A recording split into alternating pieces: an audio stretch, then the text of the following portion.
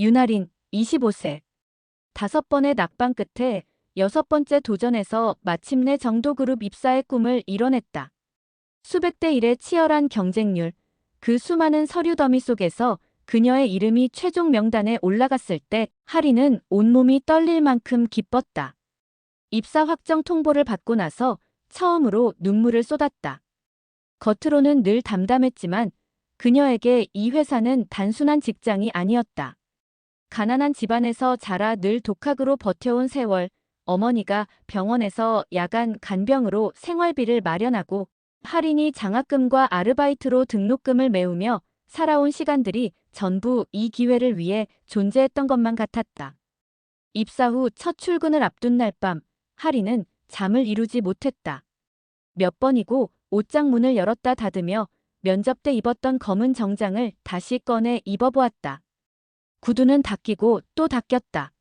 새벽녘이 가까워질 무렵 그녀는 노트북을 열어 다시 한 번 정도 그룹의 기업 철학을 읽었다.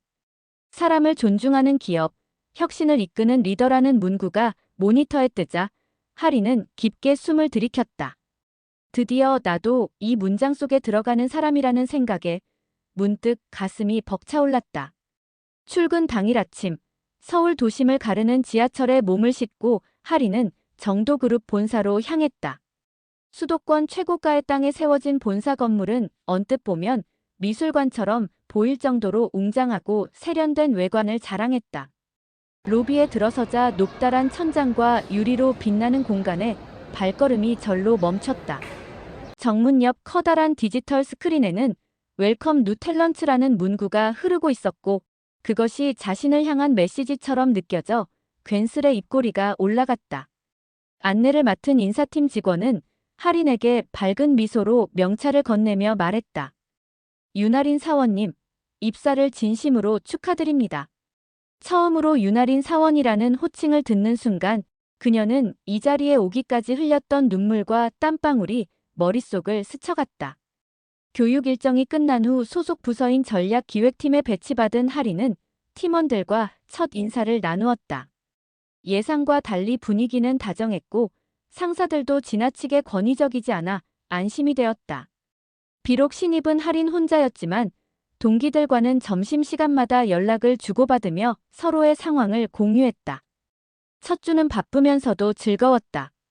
수많은 용어와 시스템이 낯설었지만 그녀는 밤마다 스프레드시트 매뉴얼과 재무 용어집을 읽으며 따라갔다. 일 처리는 빠르지 않았지만 꼼꼼했다. 실수를 두려워하기보다는 그 원인을 분석하는 태도가 상사에게 좋은 인상을 주기도 했다. 그런 노력에 대한 보답이었을까? 일주일 뒤 팀에서는 할인을 위한 작지만 정성스러운 환영회를 준비했다. 금요일 저녁 사무실 단체 메신저에 오늘 저녁 7시 강남역 근처 칵테일바에서 환영회가 있습니다라는 메시지가 올라오자 할인의 마음은 두근거렸다. 평소 술을 즐기지 않지만 그녀는 이런 자리가 직장 생활의 일부라는 것을 알고 있었다. 무엇보다 팀원들이 자발적으로 마련해준 자리라는 점이 기뻤다. 퇴근 후 집에 돌아온 할인은 옷장 앞에 한참을 서 있었다. 무채색의 정장들 틈에서 하나뿐인 베이지색 원피스를 꺼내 입어보았다. 대학 시절 친구에게 선물 받은 옷이었다. 조심스레 거울 앞에 서서 미소 지어보며 그녀는 생각했다. 오늘은 나도 어른이 되는 날이니까. 하지만 이날 할인에게 또 하나의 인상 깊은 에피소드가 있었다. 바로 점심시간 혼자 남아 데스크에서 간단한 도시락을 먹고 있던 할인에게 부장급의 임원이 다가온 일이었다. 윤아린 사원 맞지? 첫 주 잘 버텼네. 점심은 혼자 먹나? 다소 무심한 듯한 말투였지만 그의 손에는 따뜻한 아메리카노 한 잔이 들려 있었다. 신입 때는 누구에게 말 붙이기도 어렵지. 이 커피는 우리 부서 전통이야. 잘 해보자고. 그렇게 말하며 종이컵을 건넨 임원의 이름은 민준혁 상무. 이후 알게 된 사실이지만 그는 전략기획실 전체를 총괄하는 실세 중의 실세였다. 할인은 놀라면서도 감사를 전했고 그 일이 있은 후 몇몇 선배들이 조금 더 따뜻하게 다가와 주는 듯한 분위기가 생겼다. 아무도 그녀가 가진 비밀 즉 그녀가 바로 정도그룹의 창립주 손녀라는 사실은 몰랐다. 하리는 그저 실력으로 인정받고 싶다는 일념 하나로 정체를 감춘 채 입사했기 때문이다. 민준혁 상무 역시 그런 비밀을 모른 채 단지 성실해 보이는 신입사원에게 따뜻한 커피를 건넸던 것이다. 그렇게 설렘과 작은 배려가 어우러진 첫 일주일이 지나갔다. 칵테일바에서의 환영회는 그녀에게 또 다른 시작점이 될 터였다.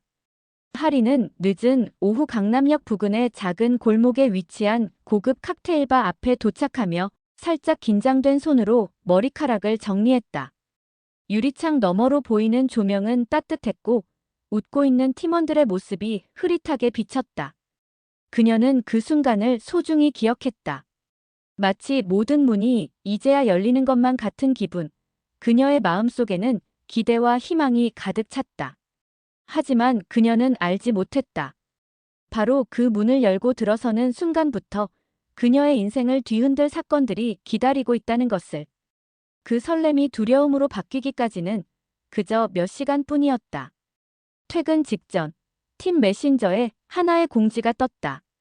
오늘 7시 강남 에뜨왈 칵테일바에서 신입 환영회.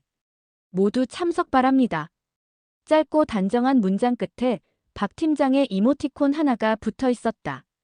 웃는 얼굴이었지만 윤지우는 그 문장을 읽는 순간 묘한 불안함을 느꼈다. 일주일 동안 따뜻하게 대해준 팀원들이 고마웠지만 어딘지 모르게 겉돌고 있다는 기분이 자꾸만 들었다. 긴장된 하루의 피로를 풀 틈도 없이 지우는 집에 들러 환영회에 어울릴 법한 옷을 골랐다. 짙은 남색 니트 원피스를 입고 머리를 차분히 말린 뒤 작은 귀걸이 하나로 마무리했다. 거울 앞에서 자신을 바라보며 미소를 지어보려 했지만 입꼬리는 어색하게 떨릴 뿐이었다. 오늘은 좋은 날이 될 거야. 팀원들과 더 가까워질 수 있겠지.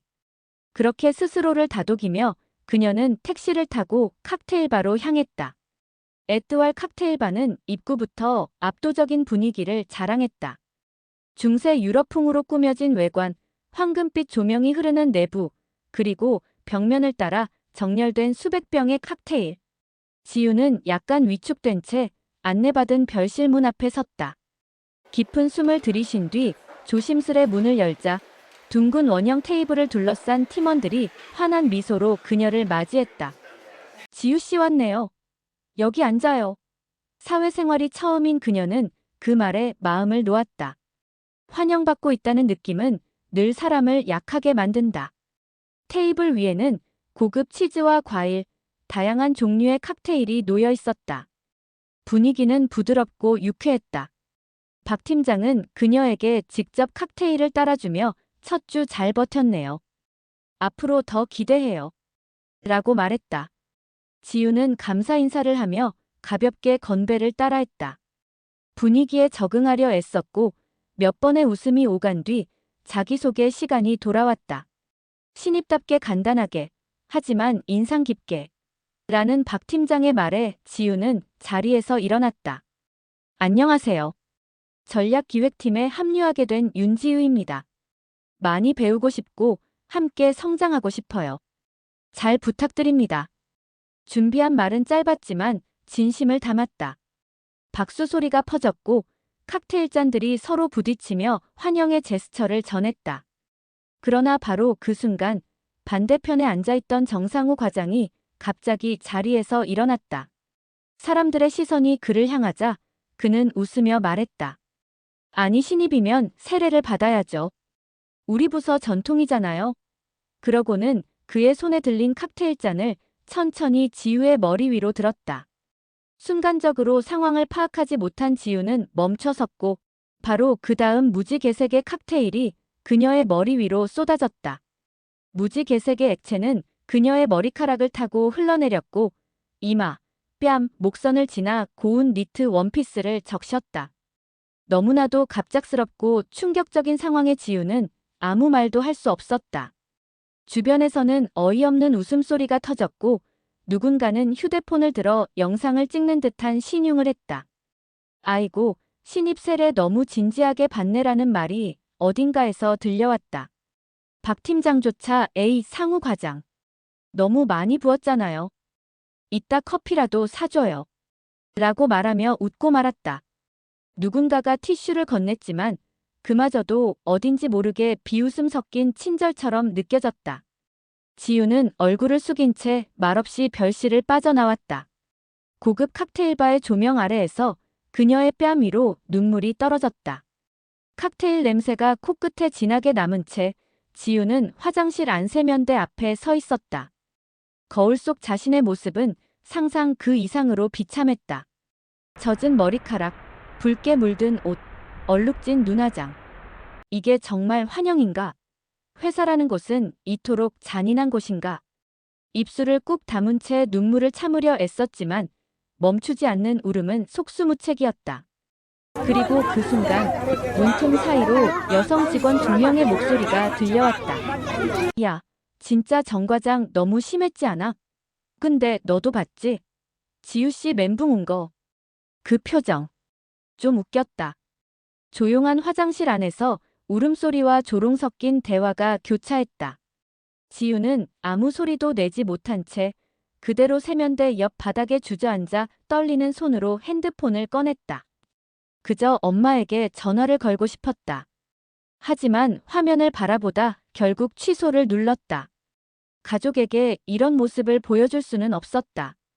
그날 밤 칵테일 냄새가 배어든 옷을 세탁기에 넣으면서도 그녀는 손이 덜덜 떨렸다. 식지 않은 불안과 수치심, 모욕감이 뒤엉켜 머리를 조여왔다. 그녀는 결국 침대에 누워 울음을 삼킨 채 밤을 지새웠다. 그리고 다음 날 회사는 아무 일도 없었던 것처럼 흘러갔다. 웃으며 아침 인사를 건넨 박 팀장의 얼굴, 시선 한 번 주지 않고 지나친 정 과장의 뒷모습. 어제는 마치 그녀 혼자만의 악몽이었던 것처럼 취급되었다. 지우는 그날 이후로 회사가 더 이상 기대의 공간이 아닌 참아야 하는 전장이 되었다는 사실을 깨달았다. 진짜 악몽은 그때부터 시작이었다. 칵테일 세례가 있던 그날 이후 윤지우의 회사 생활은 눈에 띄게 달라졌다. 이전까지는 어색하지만 어느 정도 따뜻했던 분위기가 무언의 동해하에 갑자기 싸늘하게 식어버린 것이다. 출근 첫 주 아침마다 좋은 아침이에요라고 말하던 팀원들은 이제 그녀의 인사를 모른 척하거나 듣고도 반응 없이 컴퓨터 모니터만 바라봤다. 웃음기 없는 표정, 형식적인 말투, 자리를 피해 다니는 듯한 시선. 처음엔 그녀가 예민하게 받아들이는 줄 알았다. 하지만 시간이 지날수록 그 기분은 확신으로 바뀌었다. 회사라는 공간은 더 이상 중립적이지 않았고 팀원들의 무관심은 명확한 배척의 신호였다. 정상우 과장은 그 후로도 지우에게 끊임없이 불편한 시선을 보냈다. 자신이 했던 행동에 대한 사과는커녕 오히려 그날 이후 지우를 더욱 대놓고 무시했다. 그는 자신이 맡았던 프로젝트 자료 중 일부를 지우에게 떠넘겼고 동시에 별다른 설명 없이 그 정도는 파악해야지. 신입이면 눈치라도 있어야 하는 거 아냐? 라고 말했다. 자료는 수백 페이지에 달하는 복잡한 시장 분석 리포트였고 그 안에는 오류가 다수 포함되어 있었다. 지우는 밤을 새우며 오류를 찾아내고 수정했지만 그 결과에 대해 그는 한마디 칭찬도 없이 이게 최선이야? 라고 물었다. 그뿐만 아니라 지우의 이름은 점점 팀의 허드렛일과 동일시되었다. 누구보다 먼저 출근해 회의실을 정리하고 프린트기가 고장나면 기술팀 대신 그녀를 호출하고 다 쓴 커피 캡슐을 치우는 일조차 당연하다는 듯 지시되었다. 박 팀장은 그저 초반엔 뭐든 배우는 거야 라는 말만 반복했다. 이따금 지우는 회의 중 누군가의 농담에 어울리려고 웃었지만 곧바로 돌아오는 싸늘한 분위기에 얼어붙곤 했다. 그녀가 끼어들면 대화는 바로 끊겼고 그녀가 의견을 내면 신입은 일단 보고 배우는 게 우선이라는 말로 무시당했다. 대화의 중심에서 점점 멀어지며 그녀는 마치 투명인간처럼 존재감을 잃어갔다. 특히 어느 날 회식 자리에서 벌어진 일은 그녀에게 깊은 상처로 남았다. 지우는 참석을 망설였지만 불참할 경우 오히려 뒷말이 나올까 두려워 참석을 결정했다. 회식은 소박한 삼겹살집에서 진행되었고 박 팀장과 몇몇 직원들은 벌써 취기가 올라 있었다. 지유가 조용히 고기를 굽고 있자 정 과장은 불쑥 말을 걸었다. 지유 씨, 예전에 어디 다니셨다 했죠? 여기 들어오기 전에. 지유는 조심스럽게 답했다. 졸업하자마자 바로 여기로 왔습니다. 그러자 그는 픽 웃으며 말했다. 그럼 사회가 처음이네. 어쩐지 아직 애 같아서. 말끝에 박 팀장이 껄껄 웃었고 다른 직원들도 따라 웃었다. 지유는 함께 웃지 못하고 그저 억지 미소로 얼굴을 굳혔다. 그날 밤 그녀는 또다시 집에서 눈물로 잠을 청해야 했다. 시간이 흐를수록 그녀의 몸과 마음은 함께 지쳐갔다. 이전엔 주말이면 친구들을 만나 웃곤 했지만 요즘은 약속을 줄이고 사람을 피했다. 거울을 보면 어딘가 달라진 자신이 보였다. 눈밑은 퀭하고 살이 빠져볼은 움푹 들어갔다. 회사 복도를 걸을 때마다 시선이 무겁게 따라오는 듯했고 동료들의 작은 말소리도 자신을 험담하는 것처럼 들렸다. 어느 날 사내 게시판에 그녀의 이름이 붙은 익명 게시글이 올라왔다. 요즘 신입은 낯짝이 두꺼운 건지 눈치가 없는 건지. 그 밑에 달린 댓글에는 뭘 잘했다고. 자꾸 나대냐. 외부 인맥 있는 거 아님. 같은 조롱이 가득했다. 누가 썼는지는 알 수 없었지만 그 안에 담긴 조롱의 칼날은 분명히 그녀를 겨누고 있었다. 지유는 퇴근 후에도 노트북을 붙잡고 업무를 복귀했다. 실수하면 안 된다는 압박감이 너무 커서 출근 전에도 사무실 시스템에 원격으로 접속해 자료를 다시 확인했다. 잠들기 전 침대에 누워도 업무 생각이 뇌리를 떠나지 않았다. 한밤중 땀에 젖어 일어난 날도 있었다. 꿈속에서도 정 과장이 등장했고 그에게 서류를 잘못 제출했다는 이유로 회의실에서 면박당하는 장면이 반복되었다. 머릿속은 늘 무겁고 심장은 조그만 실수에도 미친 듯이 뛰었다. 간혹 주말 아침 눈을 뜨자마자 울고 있는 자신을 발견하는 날도 있었다. 꿈이었는지 현실이었는지 헷갈리는 그 울음은 그녀조차도 설명할 수 없는 고통의 언어였다. 가장 결정적인 순간은 어느 날 아침 회의에서 찾아왔다. 전날 밤까지 준비한 기획서 발표가 있던 날이었다. 지유는 모든 내용을 외우다시피 연습했고 자신감까지는 아니더라도 실수 없이 해내자는 마음이었다. 하지만 발표 도중 박 팀장이 갑자기 말을 끊었다. 지유 씨, 이 시장 트렌드 수치는 어디서 가져온 거예요? 그녀는 깜짝 놀라며 대답했다. 네, 어제 김 대리님이 공유해 주신 자료 기반으로. 그러나 말을 채 끝내기도 전에 박 팀장은 얼굴을 굳히며 말했다. 근거도 제대로 파악 안 하고 발표하는 건가요? 이런 기본이 안 돼 있으면 곤란합니다. 회의실 안은 싸늘하게 가라앉았고 김 대리는 아무 말 없이 고개를 돌렸다. 지유는 굳은 채로 서 있었고 그 순간 고개를 숙이며 속으로 외쳤다. 여기서 내가 버틸 수 있을까? 그날은 평소보다 이른 시간에 시작된 팀 회식이었다. 업무 마감일을 하루 앞당겨 끝낸 팀원들은 이례적으로 모두 참석했고 정 과장은 유난히 들떠 있었다. 지유는 회식을 피하고 싶었지만 이번엔 부장이 직접 다들 분위기 좋게 가자고 말했기에 불참할 수 없었다. 그날따라 지유는 말없이 술잔만 바라보았다. 웃음소리는 이어졌고 얕은 농담과 진심 없는 칭찬이 오갔다. 회식이 무르익을 무렵 정 과장은 술에 취한 채 지유를 바라보며 의미심장한 말을 던졌다. 윤지유 씨, 우리 회사가 그렇게 좋아요? 여기 들어오려고 무슨 수 썼길래 경쟁률 뚫고 들어왔는지 좀 궁금하긴 하네. 주변은 웃었지만 그 웃음 속엔 묘한 긴장감이 섞여 있었다. 지유는 무표정한 얼굴로 고개를 숙였다. 대답할 가치조차 없었다. 정 과장은 다시 말을 이었다. 아니 뭐, 백 없이 이런 데 들어오긴 쉽지 않잖아요. 다들 그렇게 생각 안 해요? 그 순간 지유의 손이 살짝 떨렸다. 손에 들고 있던 술잔이 미세하게 흔들렸고 테이블에 부딪히며 작은 소리가 났다. 아무도 지적하진 않았지만 모두가 그 장면을 봤다. 그녀는 마지막 남은 술을 조용히 입에 털어넣고 자리에서 일어섰다. 죄송합니다. 몸이 안 좋아서 먼저 들어가겠습니다. 정 과장은 대꾸하지 않았고 일부는 못 들은 척했으며 몇몇은 아예 그녀의 퇴장을 기점으로 분위기를 전환하려 애썼다. 하지만 그날 밤 지우는 더 이상 버틸 수 없었다. 집에 돌아오자마자 숨을 몰아쉬며 바닥에 주저앉았다. 과호흡이 왔고 심장이 찢어질 듯 고통스러웠다.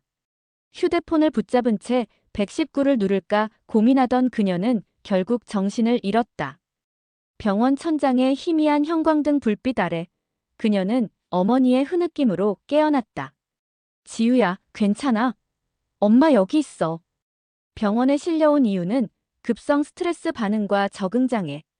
의료진은 당분간 절대적인 안정이 필요하다고 말했고 담당 정신건강의학과 의사는 즉각적인 환경 변화가 필요하다고 진단했다. 지우는 조용히 눈을 감았다. 병원이라는 낯선 공간에서조차 안도감을 느끼는 자신이 낯설었다. 그녀는 회사를 떠나고 싶었다. 하지만 도망치는 것 같아서라는 생각이 마음을 붙잡았다. 며칠 뒤 지우는 병원에서 뜻밖의 전화를 받았다. 정도그룹 인사팀장이 직접 그녀를 찾은 것이다. 윤지우 사원님, 현재 상태는 좀 어떠신가요? 갑작스러운 전화에 놀란 지우는 조심스럽게 대답했다. 조금씩 회복 중입니다. 인사팀장은 짧게 침묵한 후 예상치 못한 말을 꺼냈다. 지금 회사에 혼란이 좀 있습니다. 회장님께서 윤 사원님의 상태에 대해 알게 되셨습니다. 그 말은 마치 천둥처럼 그녀의 머리를 때렸다. 네. 순간 지우의 손에서 핸드폰이 떨어질 뻔했다. 인사팀장은 이어 말했다. 지금 정도그룹 내부에서 긴급 조사 중입니다. 관련된 팀원들의 발언, 행위, 분위기 전반에 대해 보고가 진행 중입니다. 혼란은 그 후 몇 시간 만에 전사적으로 퍼져나갔다. 윤지우, 바로 정도그룹 회장의 외동딸이라는 정보가 임원회의에서 공식적으로 확인되었고 즉시 주요 인사들에게 통보되었다. 경영 일선에서 물러나 있던 회장은 그 사실을 보고받자마자 분노했고 이런 방식으로 우리 직원이 회사에서 다치고 있다는 건 있을 수 없는 일이라며 강력한 조치를 지시했다. 회사는 급하게 지우의 입사 과정을 재검토했지만 그 어떤 특혜도 발견되지 않았다. 그녀는 정식 절차를 통해 지원했고 그 누구도 그녀의 정체를 몰랐다. 정 과장은 곧장 인사조사를 받았고 그동안의 언행이 상세히 기록된 회식, 녹취 파일과 직원들의 익명 제보로 인해 처참하게 무너졌다. 그게 농담이었다는 그의 변명은 무의미했다. 박 팀장은 몰랐다고만 반복했지만 이미 모든 정황이 드러난 상황에서 책임 회피는 아무 의미도 없었다. 일부 팀원은 그제서야 뒤늦은 사과를 하려 했지만 지우는 그 누구의 말도 받지 않았다. 그녀는 병원에서 인사팀장과 마지막으로 통화하며 단호하게 말했다. 전 더 이상 그곳으로 돌아가지 않을 겁니다. 어떤 자리든 상관없어요. 제 안정을 최우선으로 하고 싶어요. 회사는 이후 그녀를 위해 특별 TF팀을 구성했고 정 과장은 해임되었으며 관련자들은 징계 대상이 되었다.